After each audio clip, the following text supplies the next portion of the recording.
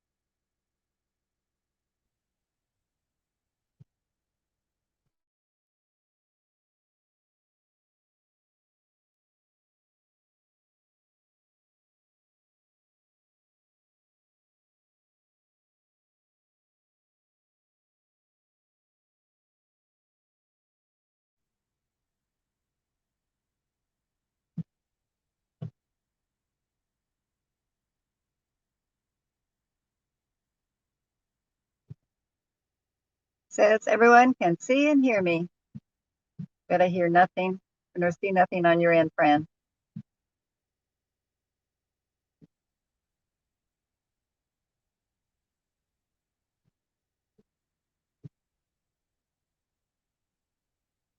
But we are here to ask the question, why are so many kids in foster care dying?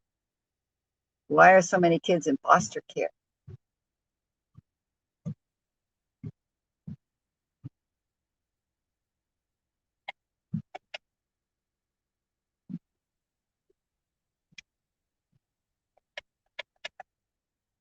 The media, focuses on everything but what is happening.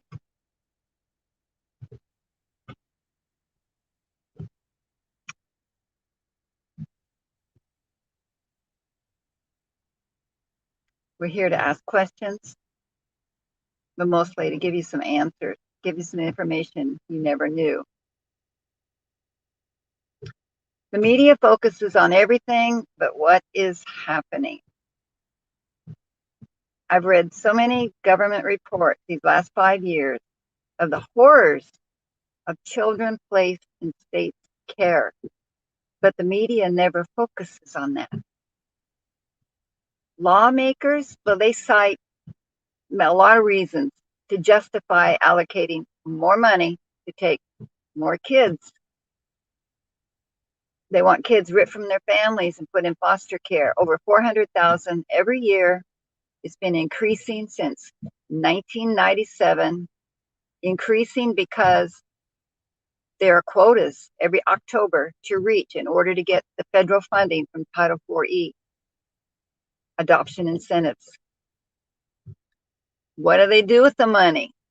Well, lots of it goes into advertising to get more foster homes. But we're going to share other things that they do with the money. I notice when these traumatized kids are raised by the corporate village and with disastrous results, the blame always seems to point to the original parents.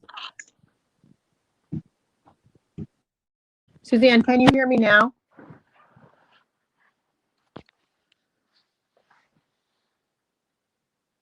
You can't hear me, or you can? Okay, now she can hear me and I cannot hear her. So Suzanne, go ahead. I can hear you. Oh, now I heard that. Okay, good. Apparently they're messing with my sound again. This is not abnormal. This is abnormal, but this doesn't surprise me. So Suzanne, go ahead and continue talking. I'm going to give you the solo layout in the meantime, and we're going to show. One of the things that I was trying to say before our sound was messed up was that you've been doing this for how many years? You've been an activist for many, many years. Probably since 1986. That's a lot of years. It's a lot of years. It's a lot of years. So you've seen a lot over the years. You've seen a lot. But these last 5 wait, see, it's supposed to. But these last 5 years, this is a whole brand new ball game. It threw me out of the water completely. I just had to cope with what I was learning and deal with it. It was like another world. What were some of the things that you saw? What were some of the things that were different than usual, I guess? We're going to be talking about that tonight as we show some of the stories and the pictures. But I never knew that they would steal babies from the hospital at birth. They steal children from the hospital when you take them in for care. They come to your home and steal your children for no reason at all, just because they're adoptable. I never knew they would send the SWAT team out to take innocent kids. I got to know parents. I got to know situations. I advocated. We physically went to places. We made friends with parents, victim parents. And I had no idea this was happening in our nation. And these kids are dying. These kids are disappearing, completely disappearing off the face of the earth. These kids are being sold. And it starts with CPS. And I never knew that. Wow. So over the years, you didn't know, weren't aware that that they would go this far. In other words, is that it? Because wow, it's amazing. I can tell the audience, and I'd like to share that Susan actually put in hours and hours of work in what you're about to see, or that we're about to put on the screen. And I do want to warn you guys, it is graphic. But we felt that this was very important that we that we do share what we're about to share today. This is a very intense interview that we're coming together to do. We both prayed about it, and I felt that I really wanted to get Susan on the show because of her years of work and what she's done over the years. And boy, it was very hard. I mean, I know that what you put together is mind blowing. And it was very hard for me to upload these images onto what we're about to show the audience tonight. But do you want to lay a little foundation on what we're about to show everybody and the reason why we felt it was so important that we expose this information? Right. Well, I was a foster child. I was raised in foster care, and I barely survived it. And so I have quite an interest in kids and that are in this situation. I know that no one can understand what it's like to be ripped from your identity unless it's happened to you. But this is worse. I have not brought all the cases that I have. I have not even brought the worst. I have brought some that demonstrate different aspects of how this is happening.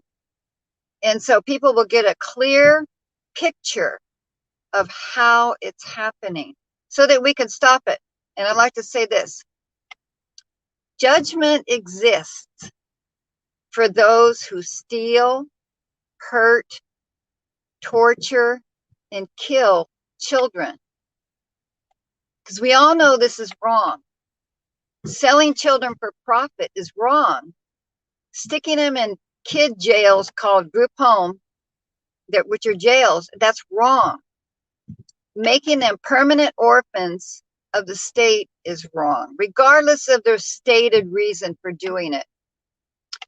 So I had read just a few reports, because I read a lot of government reports, and they make them all the time about what they are doing, what they have done, and what they continue to do. Report, report, report.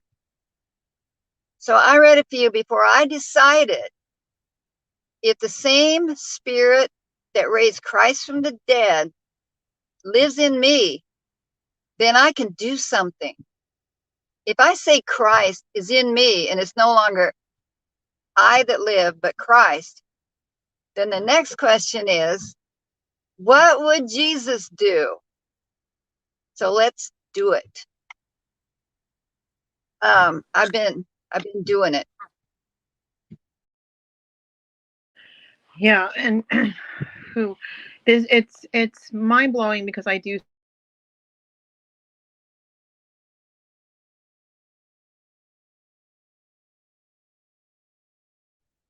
Lost sound. I'm sorry if you didn't hear me. I do so many stories and I interview so many families, not just on live broadcasts, but also, just with the people that come to me for help. And, what I've seen over the years, and you can, I'm sure, attest to what I'm saying, is that, most of the time they're taking children from really good homes. But in the rare instances where they're taking a child because of something, even though they're false allegations, but when there is something, there is no comparison at all to the damages that are done to the child or children in these group homes and foster homes. And I do want to kind of say that oh, you got to mute. Sorry, you got to mute. It's very important, or they're not going to hear me. I do want to kind of say that just it's trauma alone by taking the children from their homes. That of itself is extremely harmful. But what you're going to see today is the outcome of what's happened. And I don't know if anybody got to see originally, but the pediatric there's a report out, and I had it up and I don't know what happened to it, but it said something like 43% of children in foster care by the Pediatric Association, they did a whole statistical on it. They actually said that 43% of children in foster care have a better chance of dying than being left in their homes. Okay. So, you know, it's just absolutely, it's sick. It's just totally sick. And I'm fighting for families as we speak right now. I'm fighting for a lot of specific families whose children are in group homes, that have been abused in the group homes, that what they took the children for, there's no comparison to the harm that I've witnessed individually in these particular cases, and what's happening to their kids. So, Suzanne, what did you want to say about that? That's absolutely the case. The original law states that they're not allowed to take children. The Social Security Act states that you cannot take kids. It says nothing in this act shall be construed as authorizing any federal agent, official, or representative in carrying out any of the provisions of this act to take charge of any child over the objection of either of the parents of such child. So that's the Social Security Act is an act that is not, it's an administration. It was done to provide money for people, and it was a good thing, but they even state in there you can't take kids, and yet that's what's paying for all these stolen kids. It comes out of our Social Security. When you're a foster kid, I was 4. When you go into this home, you learn it. I don't know if it can be too much younger than I was, but right at that age that you're on your own. I mean, you're on your own. You're not going to be rescued. No one's going to save you. And you stop looking to adults for any help. You soon learn to crawl inside yourself and not ask anybody for anything. And it's a trauma. It's a shock. It causes terrible damage. And if they are returned, I was never returned, but if you would be returned to the home, you would never be the same. You would always feel like you were on your own. And it's like growing up at whatever age you're given, you're taken out of your home and given to someone else. You're instantly grown up. Only when you're 4, it's the wrong time to be grown up. It's the wrong time to stop trusting adults. And so the ramifications are horrendous, even if they were to go in a good home. That's an important point to understand. But children in the for-profit foster care system are dying at alarming rates, and the deaths are not being investigated. And autopsies are not even being attached to the now closed case files. They're making tremendous amounts of money. They're all on the stock exchange. They're all private corporations. Every single CPS organization across the nation is a private corporation, and people can make money off the stocks of kids that are being sold into this. So I found within my investigation, and I'm going to be sharing about it tonight, is that it has a lot to do with why this is all happening. The companies and agencies that are supposed to be keeping foster kids safe don't even take the most basic protections to prevent any tragedies. When one of these reports came out, Mentor, that's one of the largest for-profit foster care provider, their stocks, which is Savita Solutions, traded sharply downward, but they quickly rebounded. You know why? Because there was no press coverage. Nobody cares. Nobody cares, and nobody wants to know these kids are dying. So they recorded 1.4 billion in revenue back in 2017 and trading on the New York Stock Exchange. And business has only been increasing. And for Mentor, before their taxes, it could be as high as 44%. So they're making a killing on these kids. they say roughly 1,600 children die each year in these foster homes due to abuse and neglect. But that doesn't include all the ones who disappear, all the ones who are adopted and disappear. They don't track them after they're adopted. All the ones who they never report. They just are gone. And I think that, and they still get money for these kids after they've died. And I'm going to be sharing some stories about that, some of our cases. But state agencies, judges take kids quick out of their home, and media attention will condemn the parent and the system that left the child there if there's any crime that happens, anything happens. But if it happens to a child that's put in a group home or a foster home, they never report on this. And there's secrecy laws so that nobody gets to find out. Well, we're finding out, but parents, they're fighting for their kids, trying to find them. Yeah, that's exactly right. I'm seeing the comments that are coming up right here. One of, Jody's saying we have to shut them down for good legally very soon. And this has been my fight for forever. I want to see the entire system abolished because I don't see any good coming out of it. You made a good point. You said that they're making orphans, but in reality, they're not even making orphans because their families are alive. Their biological bloodlines are alive and well, and this originally was supposed to be for orphans, and instead they're making it as if they are orphans, but they're not orphans, these children, and their parents want them.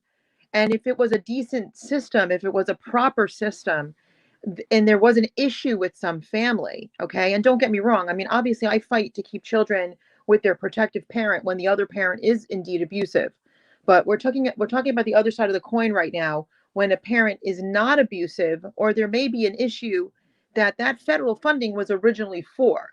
Like maybe they needed hot water, maybe they needed heat, maybe they needed something in their home that would help get that leg up and get moving. Instead, they leave children in highly, highly abusive homes and situations all the time. I see this constantly. That's when I knew that this was not normal, that there was an agenda. There's a motivation behind what they do. We know it's the mighty dollar, but it's far past that. It's child trafficking. Did you want to say something? I'm going to mute myself. The death rate among foster kids is 42% higher than the national average. 42% higher. Kids are dying in foster care than kids anywhere in the home. Okay, so this report said that kids were placed in homes with individuals who'd been convicted of kidnapping and other serious crimes. They were placed with foster parents that had substance abuse issues, and placed in homes where the people had failed foster care placements. Okay, so I want to say this about kids left in homes. If kids are left in the homes of their actual families, they're still going to be murdered. Many are still going to be physically and sexually abused. It'll happen in their own families. It's been that way since the beginning of recorded history. But these are actual crimes that can be tried in a court of law. It won't be a pre-crimes unit snatching up prey for the made-up charge of predictive neglect, which is what they take them for. Predictive neglect, not a crime. These kids won't be slowly dying in slave camps, nor will they have been made to disappear in a stranger's torture chamber of horrors. The government is just words on pieces of paper. It's a statement of belief and laws. It doesn't have power to prevent or stop the harm of the vulnerable, because selfish evil is contained in the human heart. God deals with that area. The government is made up of people, and people do bad things.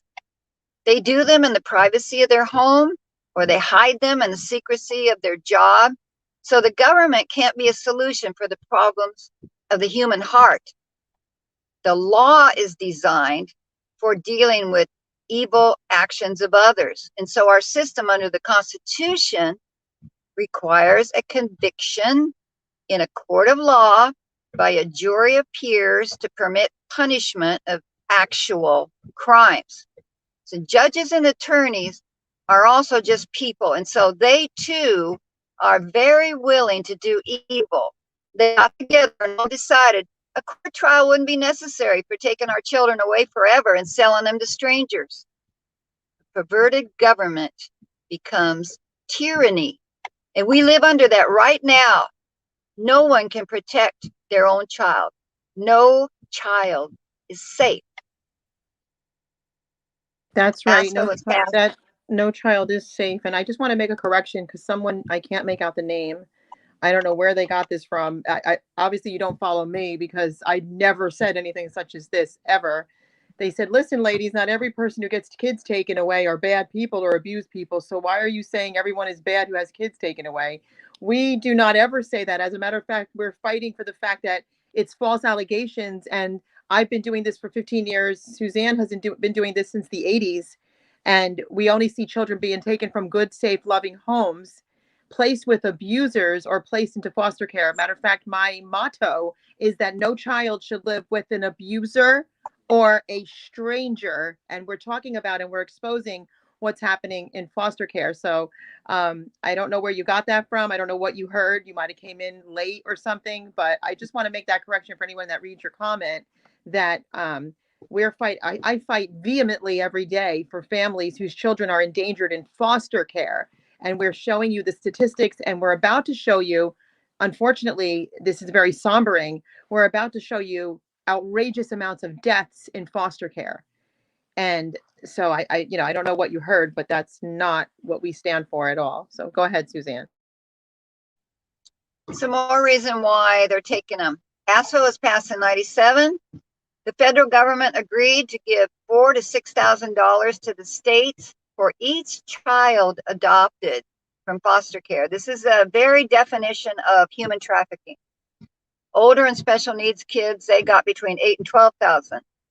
The federal government pays bonuses for adoptions, but no similar bonuses are paid to the states for reunifying children with their families.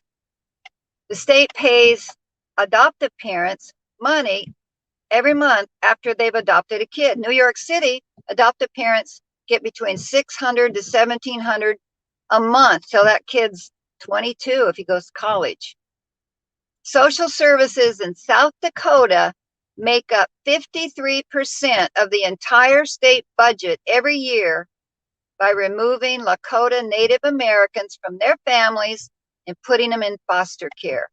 Now that's in 50 states. This is going on. They're running the state budgets off of the human slave traffic of our children, beloved children from good homes. So I guess I better move along to some of these kids, huh? We'll start with 3 little kids in Oklahoma. Andrew Pryor, he was 3. He ends up dead. All 3 kids, food deprivation. They're hitting the genitals with a wooden spoon, having tufts of hair ripped out of their head. And fatally for Andrew, being slugged about the face and head, causing horrific bruising that is clearly visible under the makeup in his death photo. And I have presented Andrew's photo of him in his coffin. I have so many photos. I'm going to try to find it.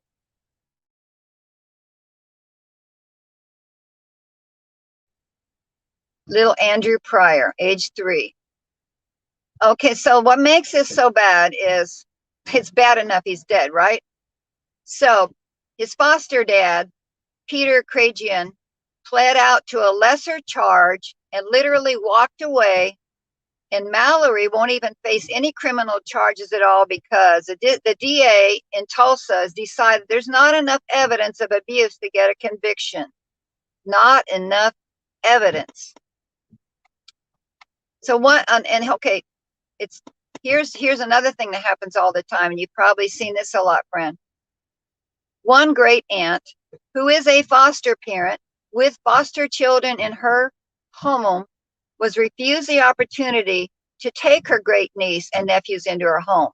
She's also a nurse. She's highly trained and extremely capable. So the Department of Human Services in Oklahoma refused it. Why?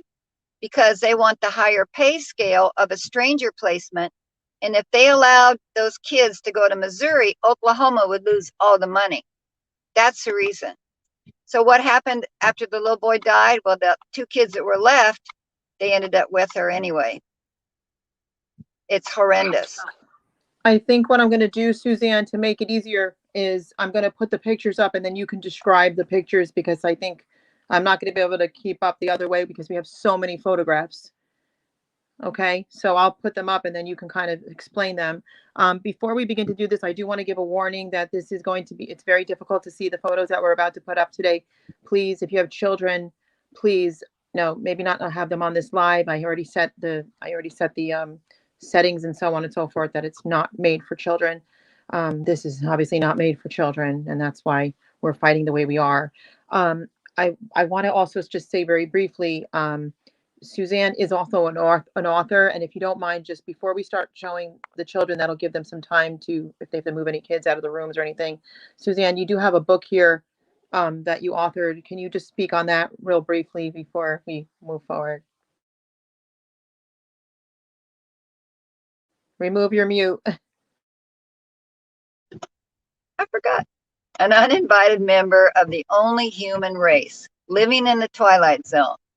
That's exactly what it feels like when you're that kid. And that's why it's a long title. It was appropriate. But in it, I tell a story of the first year and a half of going into foster care from the viewpoint of the child that I was. And the memories are very vivid, extremely vivid. And I tried to make it G-rated or PG rated so that children could have this story read to them. There are parts that are not shared in that book that happened to me also.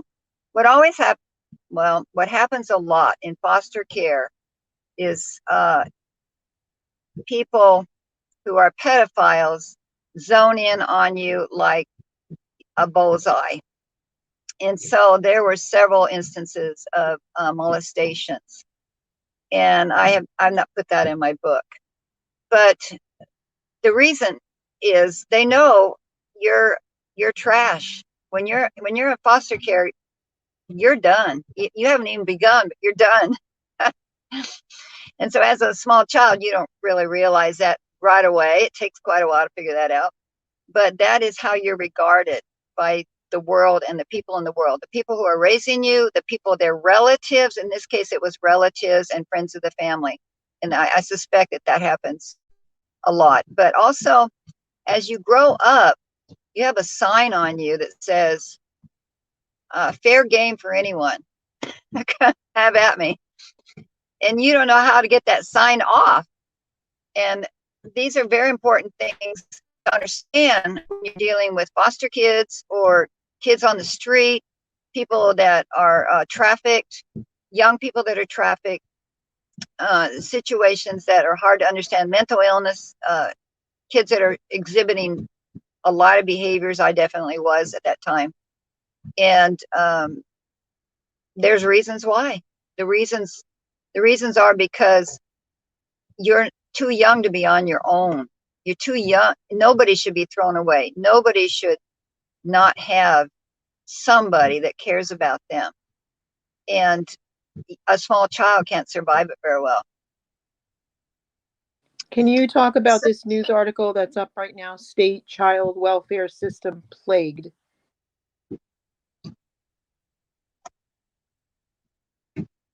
I don't see it. What? Say it again. It's a newspaper article that says State Child Welfare System Plagued. More than 70 children missing from the foster system. This is Kansas Department for Children and Families. Okay, I can find that. Statistics of deaths in foster care, or this one. This is just one of the articles. I mean, we have a lot to show here. This one just is happens to be like, this one happens to be the state of Kansas, but it says it Yeah, was I know it when you're I know it when you're talking about. I'm looking for the page number or where it's at. It's got a picture of a newspaper. Yeah, it's a newspaper clipping from Kansas. More than 70 children are missing from foster care. And this is something that's very common too. Like they go missing or they run away. And interesting enough is that, like, one of the things I've been talking about with Megan Walsh is that, missing and exploited, we have a whole thing that we've been exposing on that. But did you know that when a child runs away from foster care, they do not report them as missing? And okay, that's a scary thought right there, wouldn't you say? Go ahead. I found it. Okay, after 6 months, in a lot of states, the computer says you no longer exist. So you never did. You never did after that. They say the kids run away. They can say anything, and the kid can be in the desert buried. That's easy done. The state gets $10,000 for every dead kid. So they don't lose no matter what. But if you don't report the kid missing, nobody cares. But if you report that child missing, in 6 months of that child being missing, they just click them off the computer and they never existed. A lot of people don't know that. This year, they expect 18,000 American kids are going to disappear. But these are foster kids and no one's going to look for them. Neighbors are not going to cover the streets. The Facebook feeds won't show their pictures because you got to be secret in the state system. All these kids are secret. Their names are secret. Their stories are secret. Nobody can know any details of them. It's supposedly for the child's protection. No, it's for the state's protection, liability. So these records of all these kids that disappeared, they cease to exist in the computer. And that's the fate that's awaiting kids who vanish while they're in the care and custody of America's child protection system. Now, some run away to escape. Some get enticed by pedophiles. But others are just kidnapped outright. I mean, you're fair game when you're a foster kid. Then there are those who end up buried in the backyard. And we've got some of these cases that are in some of these pictures. So I did find that picture. So what I'm going to do, Suzanne, you obviously cannot see the screen and I thought you could. Okay, you can tell me the name of the child. Well, I don't have the name of the child on these photos. I just have like the pictures and so on. The first one that I have, so I'll try to describe them as we go. So the first one that I'm putting up right now is the case for foster care reform, which is written in stone. But we're going to take a quick commercial break, and then we're going to come back with the first child, which is a beautiful little African-American girl. She's wearing pink glasses, and we're going to go to that shortly after our commercial break. Okay.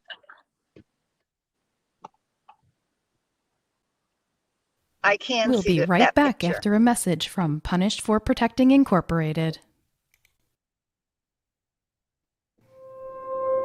Each new generation of protective mothers is shocked when they first go to family court and find it doesn't favor single mothers and is willing to jeopardize children.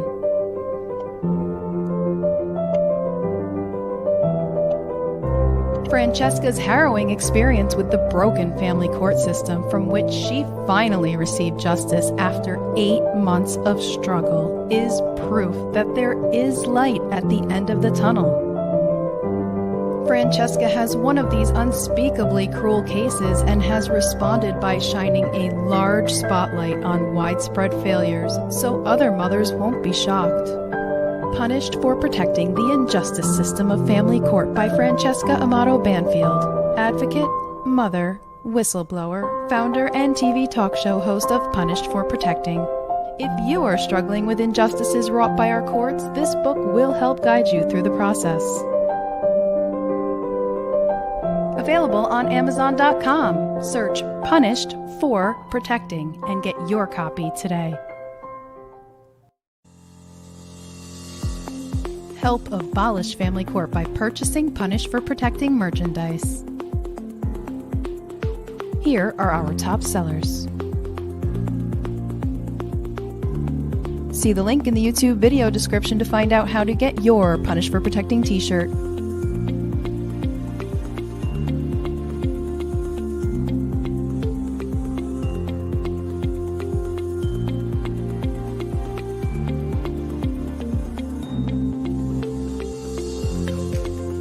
Get your high-quality Punished for Protecting t-shirt while supplies last and let everyone know that you stand for justice. Are you being re-victimized by the family court system? Do you need help with your case? Go online and book a talk with Francesca. Go to punished4beingaparent.com/book-a-talk. Fill in your name, email address, and message to Francesca. Someone will get back to you within 24 hours. Francesca and her staff of volunteers continue to work tirelessly every single day for parents and children who are in need of their help.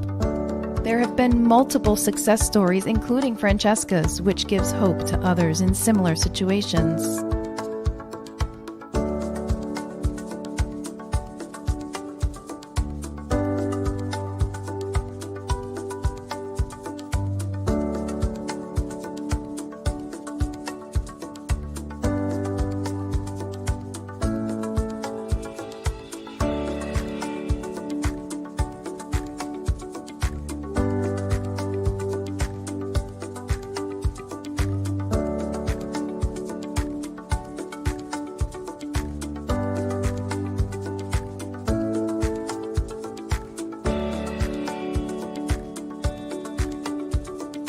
Punished for Protecting Incorporated has incurred out-of-pocket expenses with zero funding to help families get their children back or to save their children from being taken. We also have provided funds to help with retainers, food, lodging, and travel. We really need your help so we can continue to provide our many services. Any amount is greatly appreciated. If you'd like to donate or sponsor a family in need of help, go to Cash App, Free the Children. And now back to our broadcast.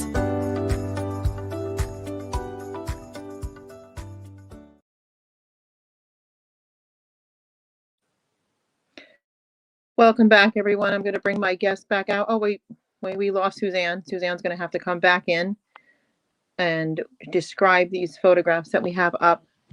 Let me just see what's happening with Suzanne. Why she came out. She must have got kicked out, but we will be bringing her back in. We have tons of photographs of children, and I do want to talk about this as we're waiting for Suzanne to come back in. This is one of the hardest live broadcasts that I've probably ever had to do. I get to meet a lot of children. I talk to children sometimes when they're taken from their families while we're in the process of trying to get them back. I also get to meet children after they come back, which is truly a blessing to me. And it just makes it worthwhile when we get children back home. But to be able to have to show this today, and I know, Suzanne, this was very hard for you because you're just a blessing. She's put hours and hours of work into what we're about to see. So I know that you were telling me it was very hard to do, and I feel the same way. And we're going to be putting these pictures up. My heart is just broken. The little girl. So we're going to start.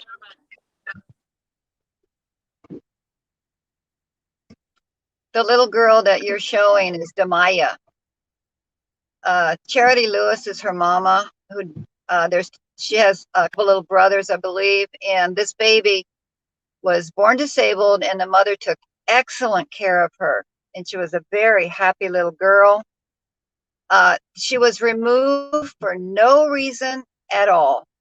She required heart medication and regular medical care, which the mom was very good about.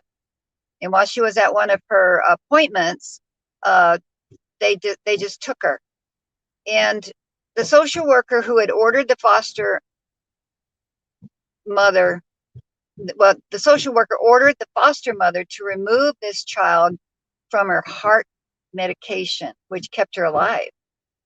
And so she had a very slow, torturous death. This is a picture of her very miserable, in pain and suffering right before she died. But they returned the body to the mother without any organs in it.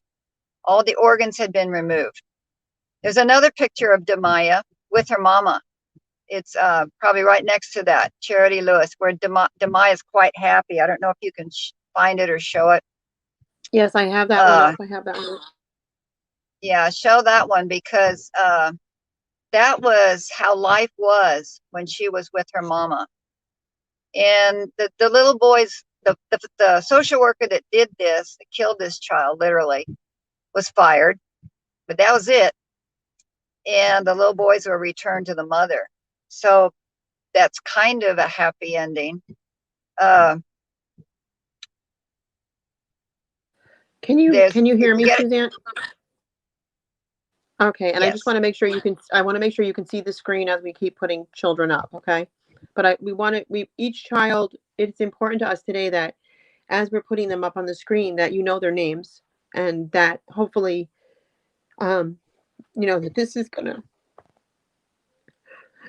going to get out there for you. That you understand why we do this work. Yes. That these lives matter, and these children should never have to go through this. And there's countless children out there in this world right now, countless children that are suffering every day, and this is just one of the hardest ones to do. It really is.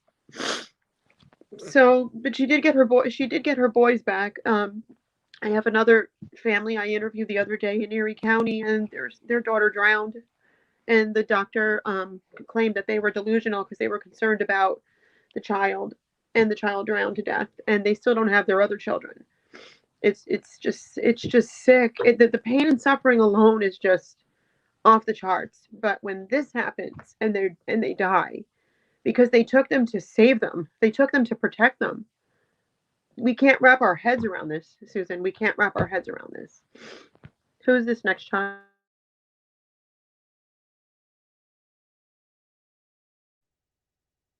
I don't see the picture yet, but in order, it's a little girl, a 9-year-old girl, Serenity Dennard. This one is a baby with a blue hat on, a little blue hat on, little boy. It looks like. That's what I have on the screen now. Can you see it, Suzanne? What's happening is they're not in the order that we give them to you. But I can find a little boy with a blue hat on. Just have to look through the pictures. You can't see. Can you see the screen itself? Yes, but not your pictures. That's interesting. Okay. I saw Demaya.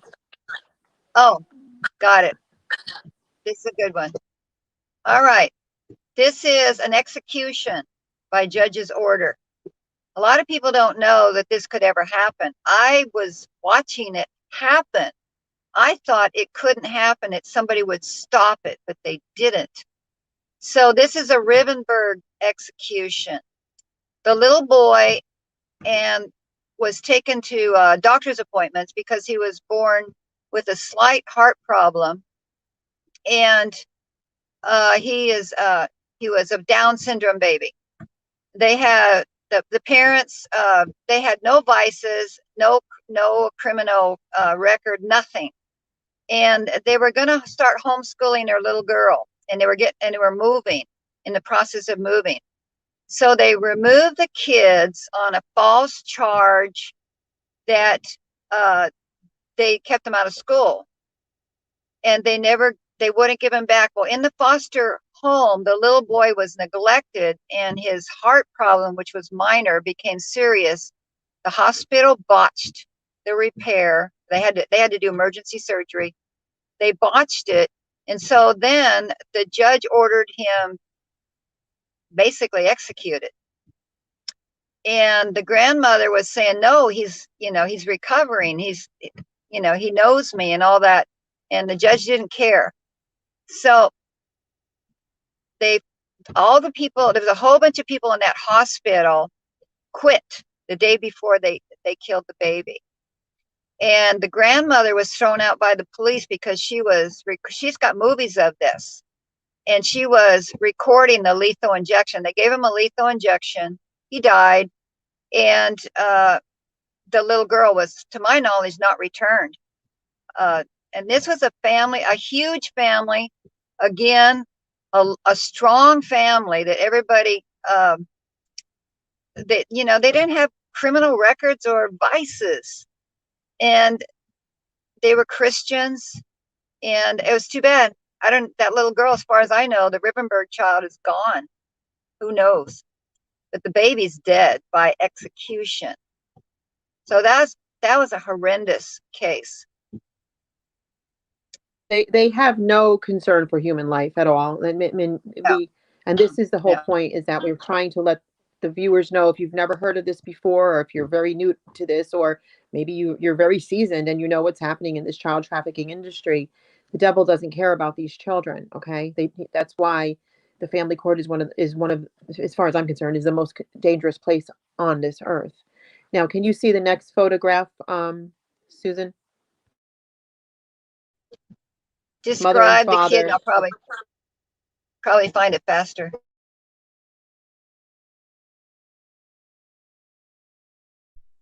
It's the mother and father.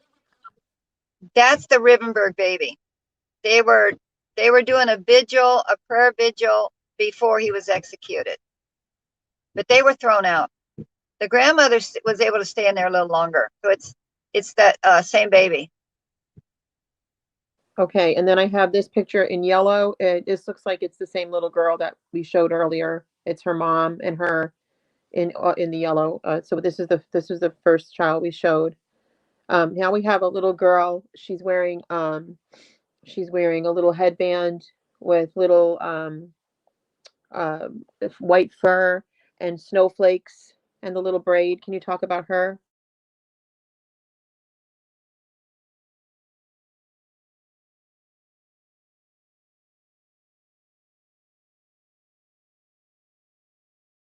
Oh, unmute yourself, Miss Suzanne. Unmute yourself.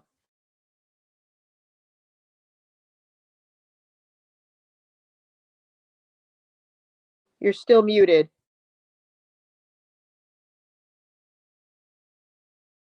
No, says I'm not. Now we can hear you. Okay.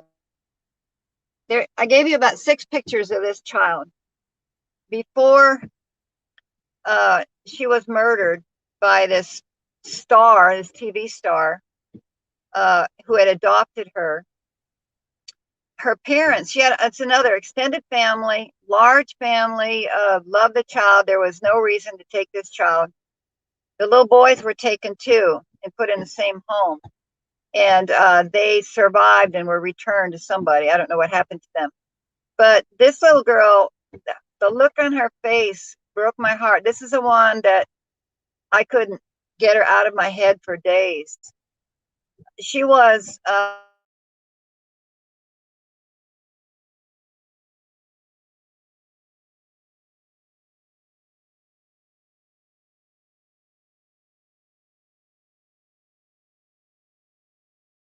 Bear with us while Suzanne's internet clears back up again.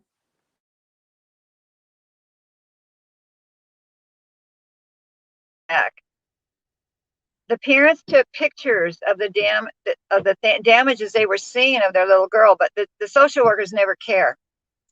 And the woman that took her beat her to death. And she had said that her children that she adopted had what's that thing about white white privilege. They had white privilege. So whatever that meant to that lady, she was constantly beat the whole time she was in that home. And the parents were taking pictures and sharing it. And the lady that had adopted her, she was on the Worst Cooks in America. She was a star on that. She tweeted publicly about her white kid's privilege. So she was, that kid never had a chance. And if you look at the little girl's face, she knows she's accepting her fate. She knows she has no chance. No one's going to rescue her. You can see it in her eyes and her face. And I recognize that. The little fake smile. You learn when you're a kid that Satan has no mercy, even if you don't know there's such a word as Satan. You know that nothing's going to help you. And you just resign yourself to whatever happens. I did it for years. And so this little girl, God was merciful. She's safe with Jesus now. Nobody's going to beat her. It doesn't matter what color she is. That's right. Now, I think possibly the next photos that I'm about to show on the screen, and it's giving me a hard time actually, but the next photos that we're about to show, I believe these two little boys, well, this little girl with the yellow, and she has a little white headband on with the bow. Is that still, oh, it just clicked off. It's going to come back up. I don't know if you can see it, Suzanne.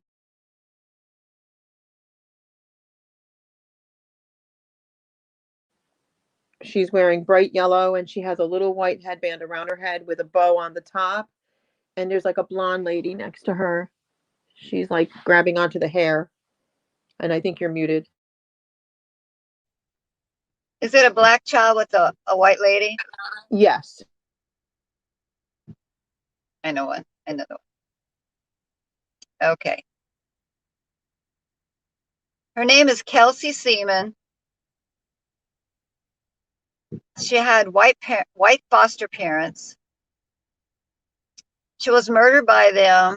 And at the time she was killed, they had 5 foster kids. She suffered severe injuries just prior to her death that are consistent with child abuse. It was one of those foster adopt, I believe. And they actually arrested them. So it's kind of rare that the fosters get in any trouble, but this was one that did. Yeah, that little girl didn't last long. And then the two little boys side by side, two African American little boys side by side. They were twins. I'm pretty sure I know who you mean. The pictures are not in the order, so I have to find out where they are on this. Okay, they're from Bakersfield, and it's Orson and Orrin West. Those are the names that the adoptive family gave them. They were 3 and 4. They were murdered in a foster adopt home while at the time that their extended bio family, who were very capable of taking these children, were denied having them. And instead, the state says, no, we're going to let somebody adopt them. So the adoptive couple used their older children to torture these 2 small boys. They don't have their body, but they were going down for murder anyway. There were 50 witnesses. So a lot of things happened that people saw. And so the boys actually disappeared 3 months before the parents made a fake call and said, oh, they disappeared out of the backyard. No, that's easy to do, but it isn't what happened. So they're going for murder, and the parents, the bio family of these twins, these were beloved twins, they're suing the state because they didn't give them the boys. It could, if they said they had to be taken from the family, then they needed to stay with the other family who could handle them just fine. So they're being sued. But the little boys' bodies have never been found. They only know that children, older children, were used to torture them. Pretty sad. Absolutely sick. And what state was that, Susan? Bakersfield, California. Bakersfield, And California. that case is ongoing right now. It sounded very familiar. Now this one is, I have two little girls dressed in, it looks like, I don't know who the Disney blonde, might be Cinderella or something, in little dresses with a lady to the right and curly blonde hair, an African-American woman. Okay, what's that one? Okay, these are 3-year-old foster twins, Peyton and Raylan Keys, who were missing for hours before they were found deceased from a heat stroke in a hot car. This mother, this African-American mother, foster mother, has been charged with their murder. Again, it's kind of rare. I'm pulling out, I have a lot of stories in here where nothing ever happened to them. They're previous to what we've done so far. But the story on these little girls is they were actually come from a good home. And they were cooked. It's easy to forget kids that aren't yours, or to get rid of them if they give you trouble, right? Right.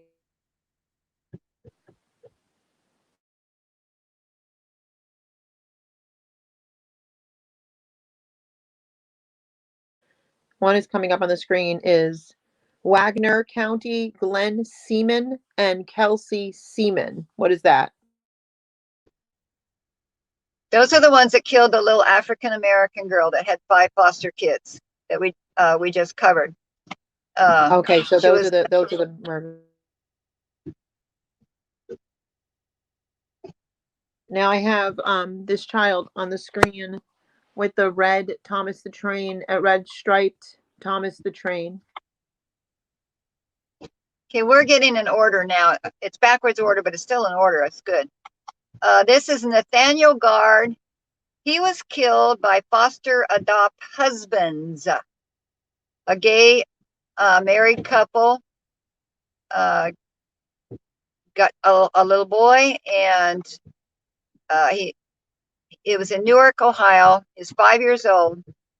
Medical personnel determined the child suffered numerous injuries, including severe head trauma, detached retinas, bilateral retinal hemorrhages, and bruising to much of his body.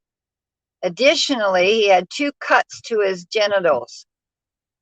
So homosexual dads adopted him. He never had a chance. Now this is a looks like a pillow or something, or maybe it's I can't really tell what this is. It says can't open window. Mom nailed it shut. Okay, this was a girl, Natalie.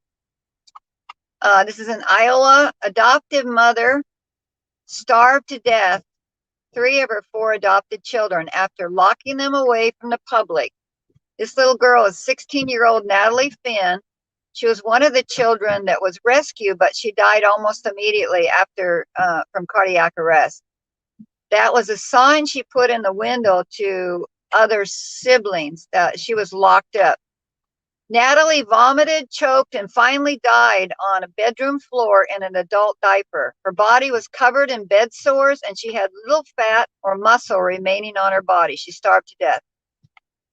It was about 15 minutes past before Nicole did CPR and before they called 911. Why bother, right? Natalie Finn died weighing just 81 pounds. The average weight for a teen her age and height is 125 pounds. And you could tell by the picture that picture was taken when she was in good shape. Horrible. Starved to death. Now there's a girl with, is this her with the dark hair in the photograph of the teenage girl? Yeah, she's a pretty teenage girl. And she was starved to death. And when she said mom, she talking about the foster mom, or was yes, this her own she's body? talking about the mom nailed it shut. She's talking about the foster mom. Yeah, I don't call them mothers and fathers ever. But well, I know. Yeah. Now we have the little girl with the turquoise t-shirt and she's smiling, the African American little girl.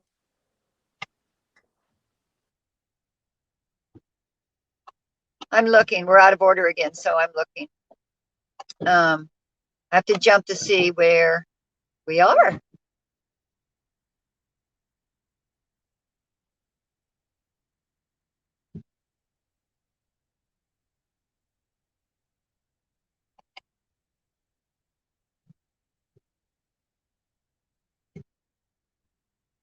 Oh, yes. This is a meth death.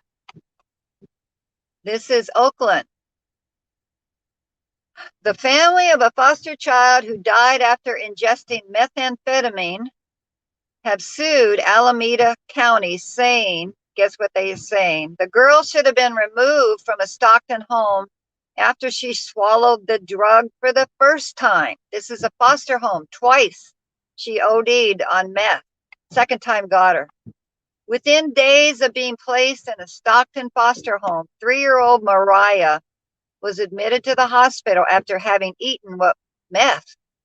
Mariah was returned to the same foster home where she'd been placed. Just bear with her while she comes back. She gets her internet.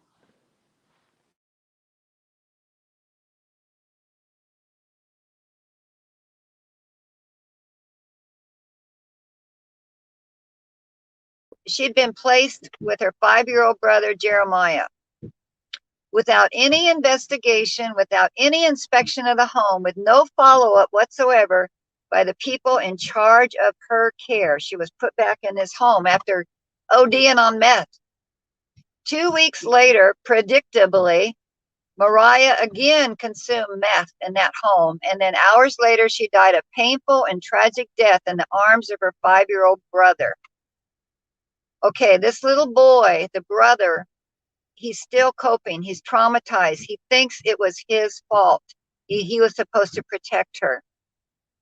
Kessler said there was a police investigation, but no charges filed. Why not? A child's dead. Oh, it gets worse. Just listen to this. So they're now suing on behalf of this brother. Last year, Moore told a reporter that she had been exonerated and even had her other foster children back. So that means these murderers still have foster care licenses, have more kids, and no one's done anything.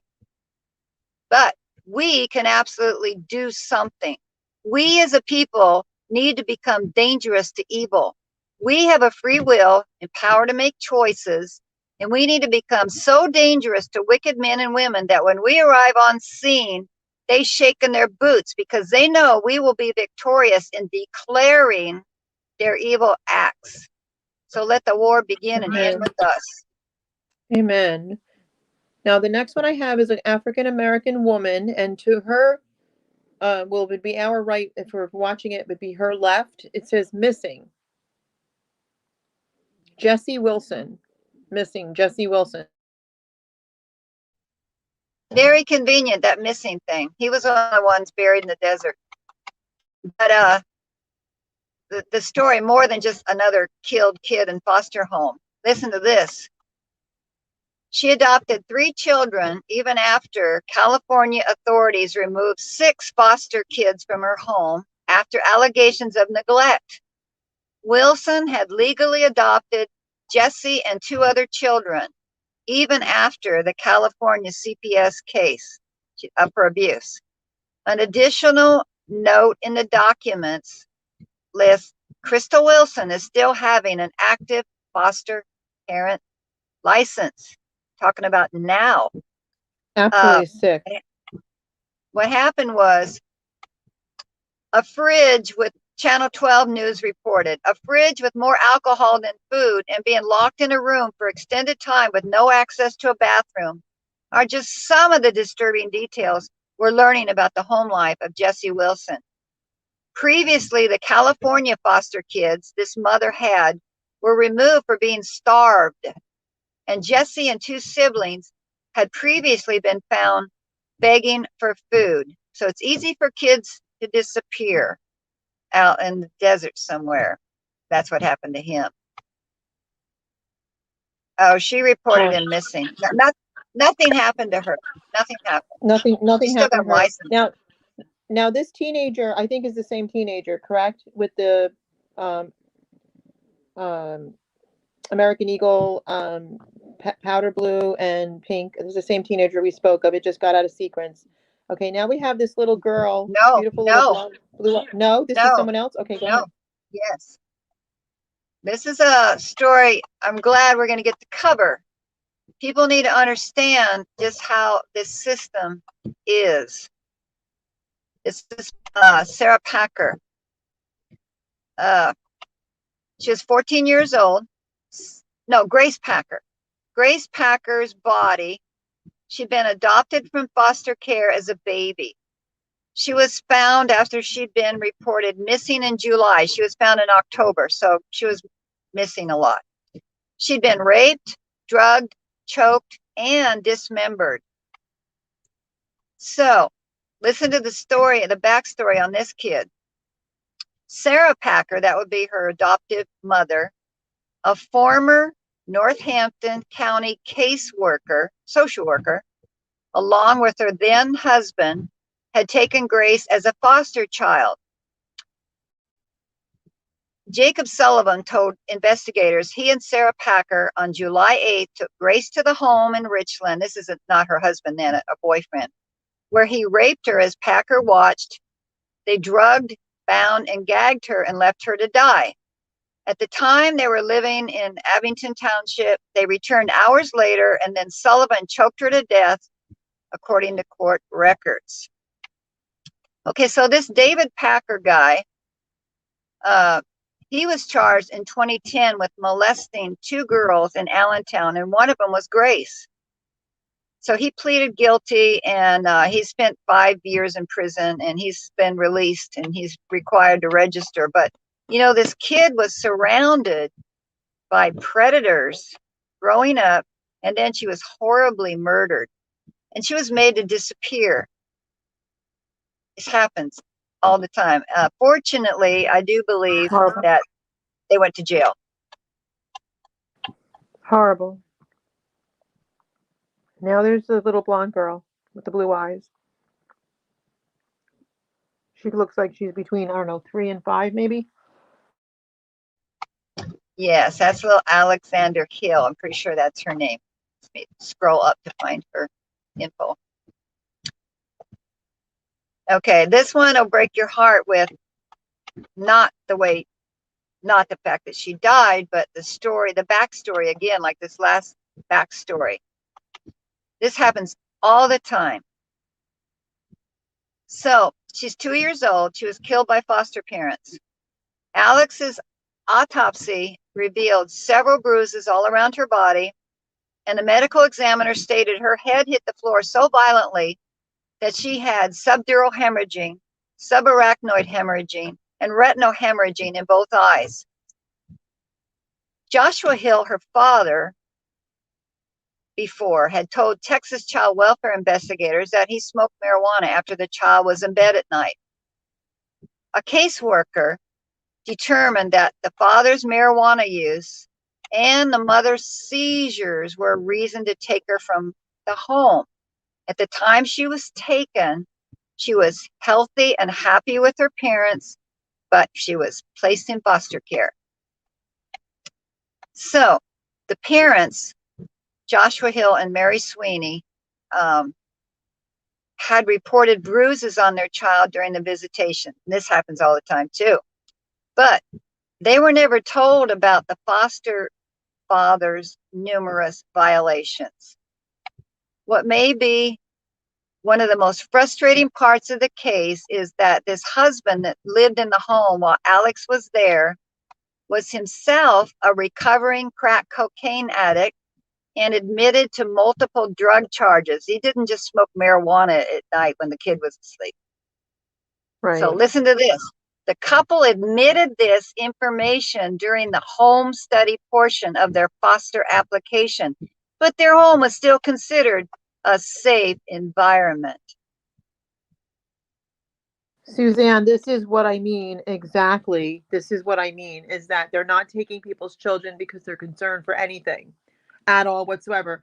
Matter of fact, these people, because they're demons, they get their rocks off on the more abuse, the better. That's what they're about. I know it because I've done this for so long and I've met them face to face, eye to eye, toe to toe over the years. The guardian ad litems, the child attorneys, as soon as they hear abuse, they get their rocks off on it. They love it, okay? Because they're of that kingdom. Bottom line, I have no other way to put it because that is the truth. Here's the next one is a full family. Wow, it's 1, 2, 3, 4, 5. Looks like 5 African American children, 2 maybe a boy, an older boy, maybe he's Hispanic, and then 2 blonde women, all wearing blue. What's that? Okay, some people might remember this because it made the major news. It was that bad. It's rare for it to happen. Okay, I want to talk about mental illness. It gets the blame for everything. I guess that gives the devil a bit of a break, eh? But who's the one that's mentally ill? The one who kills the children or the social workers who place them in these dangerous, unstable homes? So this is a lesbian couple, Jennifer Hart and Sarah Hart, and they adopted 6 children, all biracial children. Life got hard for them, and they put them in a car and drove them all off a cliff on the Pacific Ocean. And if you may not be familiar with California, but there's a road there. There's a lot of places you could do that. And the reason they did that is they were being investigated by Child Protective Services for abuse. Now, it's almost impossible to get investigated for abuse after you adopt kids. It's only when it's your kids. So they must have really done something bad, or there must have been a lot of reports or something. And I want to say this is outrageous because when I worked for CPS as an 18-year-old clerk, and I used to type up all the court narratives for the cases they were dealing with in those days. So no foster or adoptive home would be licensed if the couple hadn't been married for at least 2 years, and even the man had to be dominant in the relationship. In California, the state regs and the national ones too, homosexuality was absolutely forbidden for any foster or adopt licensing. It was regarded in 1968 as a mental aberration, a serious disorder. So no children were to ever be in their custody. So consider these 2 Caucasian women who live with societal pressures from their life choices, lived with personal identity confusion and challenges of marriage. And then they decide to tackle 6 interracial adoptions of older children. What could go wrong? Apparently, they couldn't face a disaster that they created when CPS began to investigate them, and it unraveled. And driving off a cliff was their answer to all of life's problems. Absolutely crazy. All the kids are dead. So heartbreaking. This next one I have is it's not on the screen yet for some reason, but it's looks like a pink rainbow, 2 children. Here we go. It's coming up now. Little boy with angel wings, butterflies, and a little girl. That one has a live child still. That's Kara Witkowski's children. Oh yes, Kara. And so that's right. So that's her son who was killed in foster care, and she finally got her daughter back. Just literally. Actually, this was not a foster care story. This is a story of, the reason I shared it, even though it's not foster care, it's because it lets you know how terrible our system is about children, and they will not prosecute obvious crime. So little James was 2 when he was killed. He was by his dad. I think it was his dad or his grandpa. No, I think it was his dad. He was dead due to a cervical spinal cord injury, and it happened 3 months after he was hospitalized over 9 times for an unexplainable incarcerated prolapsed rectum. He was high risk for morbidity, mortality, and complications due to this incarcerated rectum. So Kara said that both of her children, I've been following her story for years, both of her children have been diagnosed with concerns for sexual abuse. Her ex had a hard drive of child porn. It had over 700 kids in it. He admitted the hard drive was only his property. He made admissions of rape to her in court, and he was a greater risk of rape to their children. He admitted this stuff. So the ex-guardian ad litem ignored all of this, and then the little boy was killed. It's been 3 years, I believe. She's been fighting for the little girl who's been with him getting sexually abused. So it says that Sasha told her truth. I'm not saying all the stuff that the little girl said. She explained in her forensic interview, and this just happened, how her father has raped and molested her many times, both anally and vaginally. She's 6 years old. Palatine police believed her. DCFS believed her. Felony review was called in by the detectives at Palatine Police. Today, Tom was taken into custody. The felony review process occurred. Felony review rejected charges. Tom is yet again a free man, and Sasha is still unsafe. And the mom says, why would you put a child through such an invasive process if ultimately you're just going to do nothing? Okay, so this little girl has not only been subjected to extreme sexual abuse, she's very messed up. I didn't read all the way she's messed up. It doesn't make anybody feel good to know. But this little girl witnessed her brother's murder and told people, and they wouldn't listen to her. They wouldn't do anything.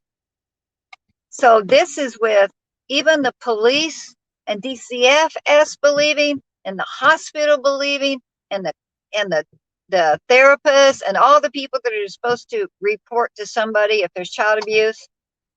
And felony review rejects charges. He's a free man. Nothing happens. And that's why I shared this story.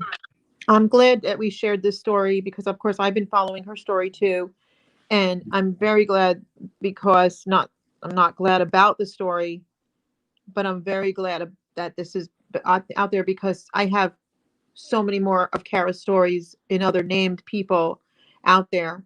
What they're doing is every mother that reports abuse of sexual abuse, when a father sexually abuses a child, every guardian ad litem turns a blind eye. Every child attorney turns a blind eye, fights for the father to continue to abuse the child. And I'm saying father, I'm not against fathers, but this type of father gets carte blanche in the courts. This type of father that would actually have sex with its own child. The courts will do everything they can and put the children with them, and they'll use the same tactic and lie. They'll use the same thing that the mother is coaching the child. And I say it often, how did the mother coach the child to have an ongoing 2-year yeast infection? How did the mother coach the child to have, things that only forensic tests, sexual tests can prove are happening to the child? How did the mother? And they don't want to hear it. They will twist it into whatever they want. I am thankful that Kara got that little girl back. She's going to need years of deliverance, prayer, and healing to even get into some kind of norm again. And it is beyond heartbreaking. And people, if you're watching this, some of you don't want to know this. Some of you don't care. Some of you are as mortified and heartbroken as we are and are fighting as much as you can. Yeah, Tammy said can't coach rectal bleeding, but they will say you are. Can't coach these things, but they will say you are. And that's why I cannot emphasize it enough. This is a war between Satan and God. That's what this is. Satan hates you, hates your children, and has hated them since the womb. Okay, and wake up. I mean, we're doing this because these children deserve the dignity and the respect that they should have had and the life that they were given by God. It's beyond. It's just beyond. It's just beyond words. Beyond words. Here's a little boy on the screen with a red shirt with a little looks like flannel collar. he looks at between the ages of, oh, I don't know, 3 It's and 5. it's Hunter Payton, and he's 4. Pretty good guessing. He died of a fractured skull. His foster dad, Billy Embry Martin, 33, was charged with murder. The lawsuit accuses him and his husband, Travis Embry Martin, of violent punishment, physical abuse, and denial of food. So these two dads, that little boy never had a chance. And this is in Kentucky, but Kentucky is not worse than other states, nor is it different. That little boy went into a home and he was beaten to death. And we need to put a stop to all of this. Children can't survive when what we pretend to ignore. Like Kara is a tremendous fighter. She just won't give up. And she has gotten now, I think, 15 thousands and thousands of people supporting her. And she's fighting more fierce than ever. We have to all do that. We have to come alongside of the living, the parents who are still living, because some of them can't deal with life after this happens, when they realize they can't do nothing to protect their kids and they see their kids hurt. But Christians are supposed to overcome the world. And that means we don't let the information of the world affect how we think we're taught. So if we see someone hurting another, that victim is our brother, our sister, our child. That's our little boy, our grandparent that's getting hurt by others. We get up and we do something about it. Say something, come alongside the victim, support them, but do something. Because love is an action verb. And it does something. It does not overlook the obvious. Kids are being kidnapped under color of law, removed from all family ties, and given to dangerous strangers, all in the name of being politically correct. That little boy's from was from Hawaii. Again, This is a separate little boy right here. Is this the same little boy? Okay, no, he looks almost like the same boy, but okay, so he's from Hawaii. Yes, his name is Fabian Garcia. He was 3 years old when he died.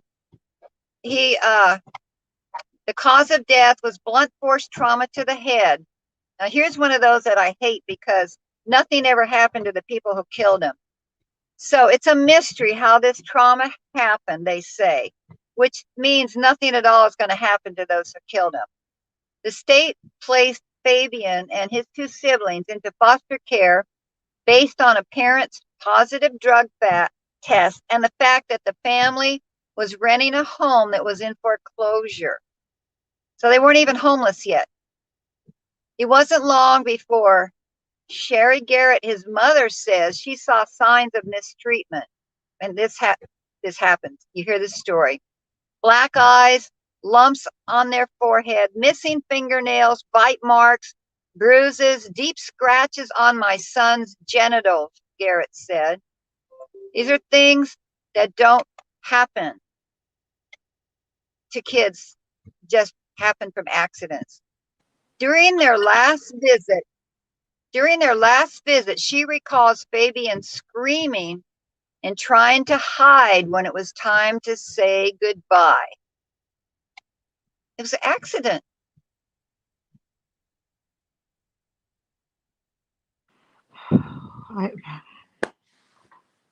No words. And then there's a little boy in the coffin, which we showed earlier, surrounded by his little stuffy doggy and something else. I can't really tell what that is. Yeah, you haven't shown up. There's a picture of Kyra that I'm going to talk about, which you haven't shown. But little Kyra is a 2-year-old in a white dress with a gold bowl. And this is really sad when you think about what's happening. This tells you Kyra Friedman was given to a man who had a criminal record that would have prevented him from being a foster care provider. He had a criminal history, including convictions for property damage, disorderly conduct, assault, drunken driving, and 2 convictions for theft. So he had a foster home license. And he's in the little girl's body. They found bruises and superficial cuts. They found blood on the wall near the shower and on the front of the washer and dryer. They found Kyra in the basement of this home with bruises to her head and body and blood draining out of her nose. A preliminary autopsy found that the girl drowned. Listen to this. Both Jackson's girlfriend and his sister told police they were concerned he was using methamphetamine or other drugs. So he was a meth head, and he was given a foster care license. It's just sick. It's just absolutely sick. I don't have that photograph, but what I do have is 1, 2, 3, 4, 5, 6, 7, 8, 9, 9 group shots of children, like huge group shots of children. But you can go on what you were saying. Those are the beginning pages, and the information is on, kind of written underneath them. I don't have other information other than that. Some of the kids I mentioned are actually on there, but not very many. So I want to talk about Kyra. Who decided it would be a good idea to give a baby girl to this man, to give him a license to have any foster kids? This was a 2-year-old baby girl. The maternal grandmother had given him numerous people that could be potential placements for the child. She wanted Kyra to be in a Native American home. It's a little Native American girl. But the county put him in this white family and rejected anything the grandmother offered. And look who she was murdered by. The kids in those pictures that you have, they're a collage. I had at one time hundreds and hundreds and hundreds of children and how they died. And it was on Jerry Pfeiffer's site, Taken in America. And her site was taken down. A lot of times if you do this stuff, you lose your site, you lose your information. They block you, they mess with your feed. It's interesting because yeah, it's a big business. This is billions and billions of dollars are coming in to the states for taking these kids. Do you think they want to give that money up? And do you think whoever is getting that money and spending it or doing what they want with these kids when they do disappear, the snuff videos, the pedos' bedrooms, the sharing the adopted kids, they share them on adoptive sites. I'm not bringing in that information. I could another time. But they swap these kids around, the pedos, once they get them adopted. You have no idea the crime that's involved with stealing these kids. It isn't just about money, but is mostly about money. And no child is safe. No child. Your child is not safe. If you have a good, healthy child who's in a good home, they're more adoptable. So they're actually less safe than a child who's being abused. That's right. I'm putting up all the collages. Now, there's one here before I put up the next collage, though, Susan. It says, Aiden Seeley, 2 months in foster prison, CPS social workers murder baby. Oh, that was the CPS News Network one. Mm-hmm. He did a good job of putting up CPS Social Worker of the Year. You know, that's another one to focus on, is the children that are living and what they are surviving or have survived. These just happen to be those who were murdered, but you would not believe what I have uncovered in all my files. People would not believe it, what is happening to our kids that gets in the courts. I mean, these are the ones that get caught. What about the ones who are never caught? Not caught yet. We all need to get involved and get activated to do something. They like to make reports. They like to do speeches. Legislators like to make speeches, and they use it to get more money so that they can, I guess, advertise for more kids, because they're not doing anything constitutionally to protect our constitutional rights to be parents of our own children, or for families to have our own children. Trump did that. He made a The executive order. yes. Buchanan, but they're still ignoring it. This one I can see pretty clearly. State-sanctioned child abuse, 10-month-old and foster child. These are all, every child you see in these collages have been killed in foster care, just so you guys are aware. Adopted, hot car death, adopted and murdered. Paris says, Paris, what is that one? The Hall, 3 months old, dead. Foster child drowned. Foster child dies escaping. That's the little baby right there. You can see on that one. The one in the bottom lower right here in corner is an adoption abuse. Another hot care death of a foster baby. Unidentified 17-year-old dies of punches to the ribs in behavioral detention. As you can see that one. Here's another. I mean, so all these collages that I've just shown that Suzanne put together, every last one of them they've been killed in foster care. For the hundreds of foster children who remain unidentified in public record, but have died in state-operated foster care, who have died a silent death without justice. Wow. So, Suzanne, I think I have you on mute, but I just want to thank you for coming on and putting all this work into this. And I don't know if you'd like to say anything else to the audience before we wrap up tonight's program. Any encouragement for anybody that's out there that's suffering this right now, or anything like that you'd like to say? Yes, I would.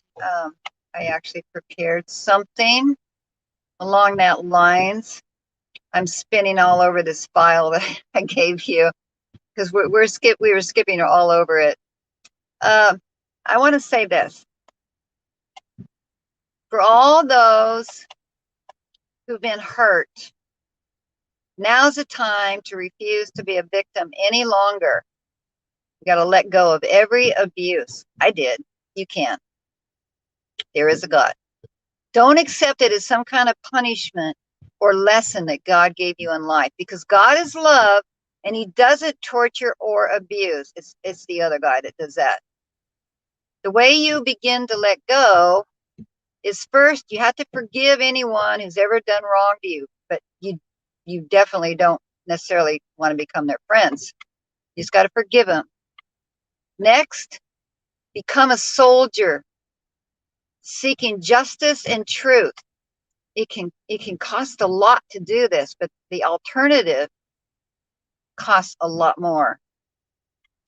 Don't believe lies that there's nothing you can do. We can change things. We change eternity for people every day. You can change the way things are going. For most people, every day is a gift. There's always a promise with each sunrise that great things could happen.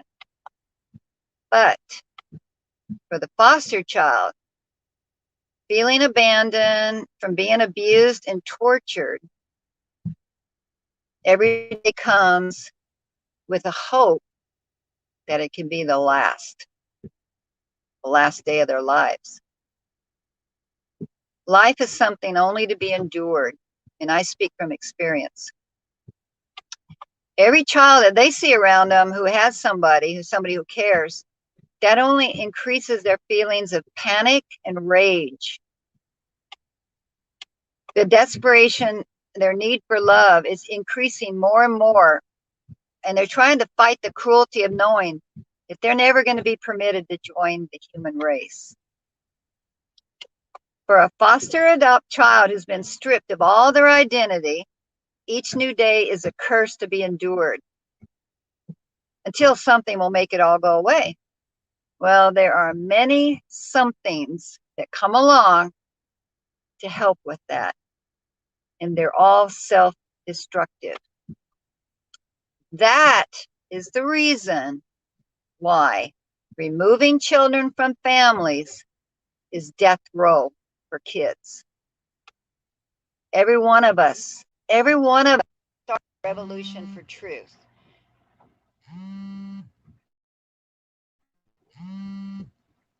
Amen. I think you got a call. Is that what happened there? I think she got a call and it cut her. Yes, it looks like it's. We can start today. Everyone can be a leader. Every one of us is powerful when you stand on God's word, because it's about fighting the good fight of faith. And all the forces of heaven will back us up. Do you hear the children crying yet? I do.